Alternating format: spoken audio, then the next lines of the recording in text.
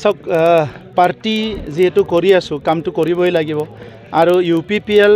যোৱা 5টা বছৰ ইয়াত চৰকাৰ চলাইছিলে এই যি হৈ যোৱা আমাৰ কাউন্সিল নিৰ্বাচন তাত আমাৰ ৰিজাল্ট ইমান ভাল নহ'ল আমি ৰাইজে যি মেণ্ডেট দিছে সেইটো আমি একচেপ্ট কৰিছোঁ কিন্তু UPPLৰ এটা ডাঙৰ মিছন আছে এটা ভিজন আছে এই অঞ্চলক লৈ পেলাই আৰু অসমক লৈ পেলাই গতিকে 26ৰ যি নিৰ্বাচন হ'ব এই নিৰ্বাচনৰ কাৰণে ইতিমধ্যে বিভিন্ন দলে নিজৰ কাম কৰি আছে UPPLক কৰি আছোঁ আৰু 15টা সমষ্টিত আমাৰ বুথবিলাক চাবলৈ আমি বিভিন্ন আমাৰ ওয়াৰ্কাৰবিলাক মেম্বাৰবিলাক দায়িত্ব দিয়া আছিলে ইয়াৰ ৰিভিউ কৰা আৰু প্ৰিপাৰেশ্যন কৰা ইয়াৰ মই নিজে খবৰ লৈ আছোঁ আৰু 10টা সমষ্টিৰ ইতিমধ্যে কমপ্লিট হৈ গ'ল আজি নেক্সট আৰু 5টা সমষ্টি আছে অহাকালি পৰহি এইটো কমপ্লিট হ'ব আৰু UPPL আমি দল হিচাপে যিহেতু BTCৰ ইয়াত 40টা সমষ্টি আছে আৰু লগতে আমাৰ প্ৰায় 445টা আমাৰ বুথ প্ৰাইমাৰী বা VCDC আছে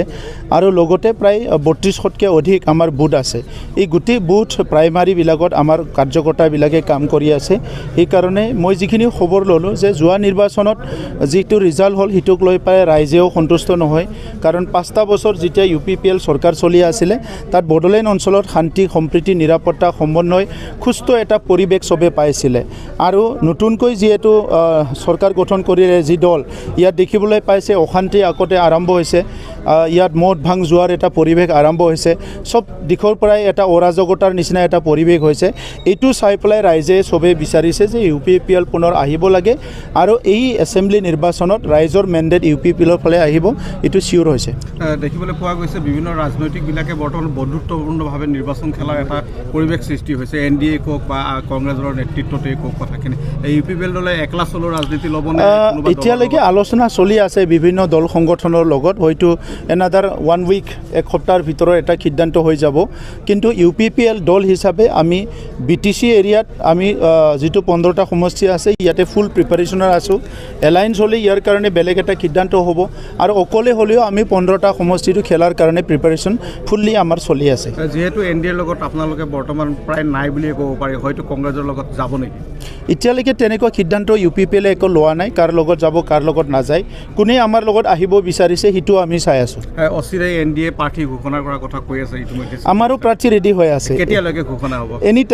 এনি টাইম ৰেডি হৈ আছে আমাৰো দুজনকৈ প্ৰাৰ্থী আমি শ্বৰ্টলিষ্ট কৰিছোঁ আমাৰ কৰ্ণধাৰ কমিটি বহি পেলাই আমি এজন কৰি ঘোষণা কৰি দিম নতুন চৰকাৰ অহাৰ লগে লগে অৰুণাচল সীমান্তত গৰু কাটৰ সিন্ডিকেট এটা ওলাইছে চাওক অকল গৰুৰ সিন্ডিকেট নহয় সব সিন্ডিকেটে আৰম্ভ হৈছে BPF-এ আগতে 17 বছৰতো তেখেতসকলৰ সময়ত সিন্ডিকেট চলি আছিলে এতিয়াও সিন্ডিকেট চলিছে মদ ভাং যোৱা মাৰপিট আননেচেচাৰী কিছুমান পৰিৱেশ আজি BTC অঞ্চলত দেখিবলৈ পাইছে কিন্তু UPPLৰ দিনত তেনেকুৱা নাছিলে তো সেইকাৰণে পাব্লিকে ৰাইজে চবে বিচাৰিছে মই বিভিন্ন জাতি জনগোষ্ঠীৰ বুদ্ধিজীৱীসকলৰ লগত কথা পাতিছোঁ বিভিন্ন মহলৰ লগত সবে বিচাৰিছে যে UPPL পুনৰ ইয়াত শাসনত আহিব লাগে কিন্তু ইয়াৰ আগতে যেহেতু এছেম্বলি ইলেকশ্যন আহি আছে এছেম্বলিত UPPLৰ প্ৰাৰ্থী জিকাব লাগে আৰু BTC আৰু অসমৰ কাৰণে কাম কৰিব লাগে বিধানসভাত BTCৰ বাহিৰতো 6টা সমষ্টিত আমি প্ৰিপেয়াৰ কৰি আছোঁ আমাৰ তাত যেহেতু VCDC নাই পঞ্চায়ত লেভেলত বুথ লেভেলত আমাৰ কমিটি গঠন কৰা চলি আছে গহপুৰৰ পৰা লৈ পেলাই ঢিকাজুলি বৰছলা এইবিলাক সমষ্টিবিলাকত আৰু লগতে ইফালে সাউথ কামৰূপ গোৱালপাৰাতো আমাৰ চলি আছে গতিকে আমি